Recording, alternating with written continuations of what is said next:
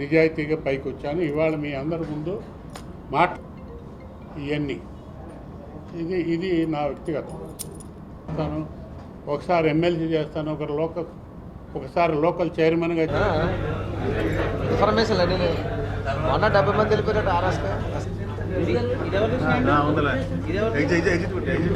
అనేది ఇందాకే చెప్పాను మీకు. తప్పు నాలో ఉందా?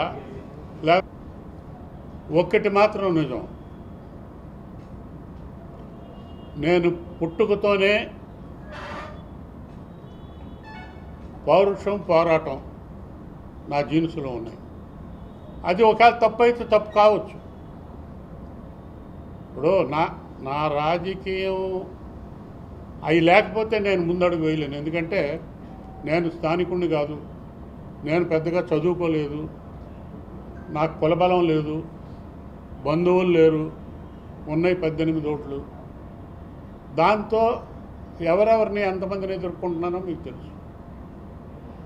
అయితే వాళ్ళని కూడా పోటీ వరకే ప్రత్యర్థులు, కానీ ఆ తర్వాత ఎప్పుడు నేను విరోధులుగా చూడను, స్నేహితులుగానే చూస్తాను.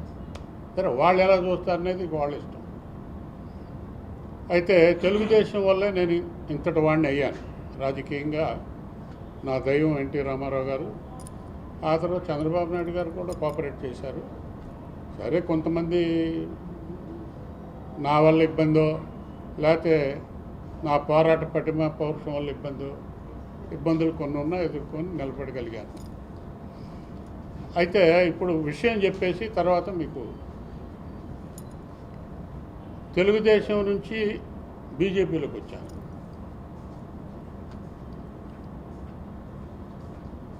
అయితే బీజేపీలోకి వచ్చిన తర్వాత కూడా దగ్గర 3 సంవత్సరాలు అయ్యింది.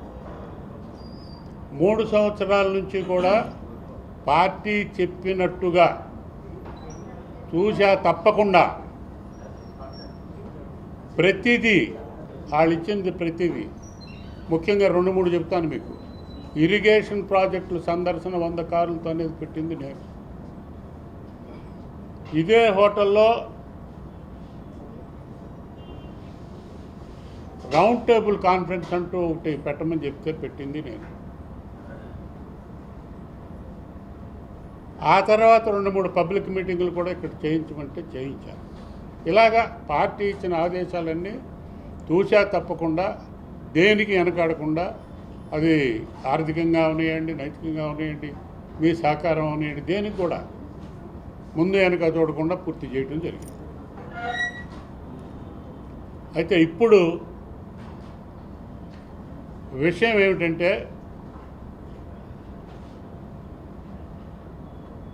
నా వ్యక్తిగత సమస్యల వల్ల నేను భారతీయ జనతా పార్టీకి ఈ క్షణంలో రాజీనామా చేస్తున్నాను. ఈ విషయం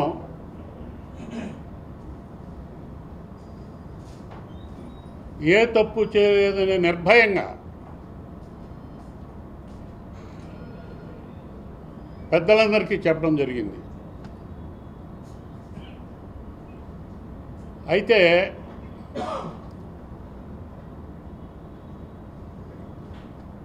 పెనం మీద వేడిగా ఉందని కింద పడితే,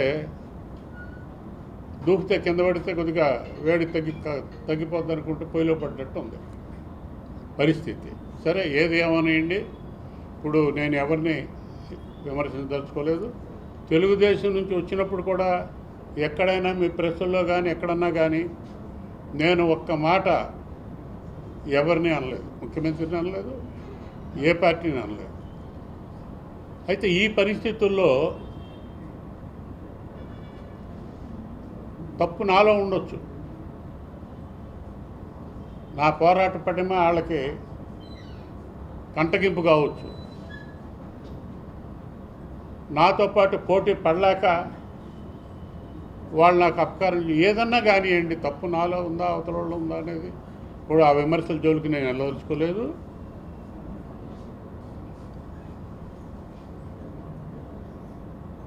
అయితే నేను చెప్పేది ఒకటి, బీసీలు ఎక్కువ ఉన్న ఈ జిల్లాలు 2, బీసీలకి ప్రాముఖ్యత ఇవ్వాలనేదే నేను మొదటి నుంచి పార్టీని కోరుతున్న విషయం. అది ఇస్తారా లేదా అనేది వాళ్ళ ఇష్టం. ఇవాళ చీపురుపల్లి నియోజకవర్గంలో బీసీలు అధికంగా ఉన్న నియోజకవర్గం రాష్ట్రం మొత్తం మీద ఒకటి రెండిట్లో ఇదొకటి. మీకు కూడా తెలుసు, 1,00,000 ఓట్ల పైన బీసీలు ఉన్నారు చీపురుపల్లి నియోజకవర్గం. మరి అక్కడ నన్ను వాళ్ళు బాబురావుకి కులం ఉందో లేదో మాకు అనవసరం, మా కులమే ఆయన అనుకుంటున్నాం.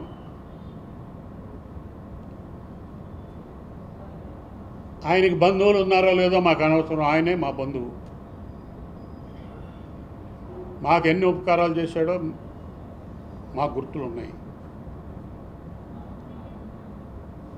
ఆయనే అన్నవనియండి, తమ్ముడు అవనియండి, పెద్ద కొడుకు అవనియండి, ఏదైనా ఆయనే అని నన్ను ఇవాళ వరకు పెంచి పోషించి మోశారు.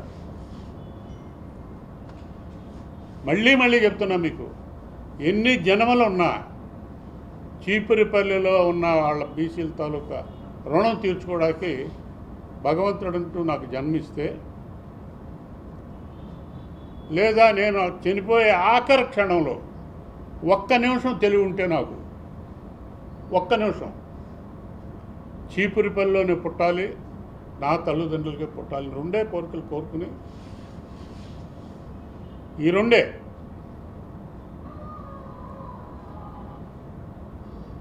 చీపురుపల్లిలో పుట్టి వాళ్ళకి రుణం తీర్చుకోవాలనేది ఆఖరి క్షణంలో నేను కోరుకునేది. మరి ఇవాళ నేను నా వ్యక్తిగత కారణాల వలన భారతీయ జనతా పార్టీకి రాజీనామా చేస్తున్నాను. ఇది నేను ఎవరి మీద ఆరోపణలు చేయటం లేదు. దయచేసి వారికి కూడా నా గురించి ఏమీ మాట్లాడొద్దని చివరిగా మనవి చేస్తున్నాను.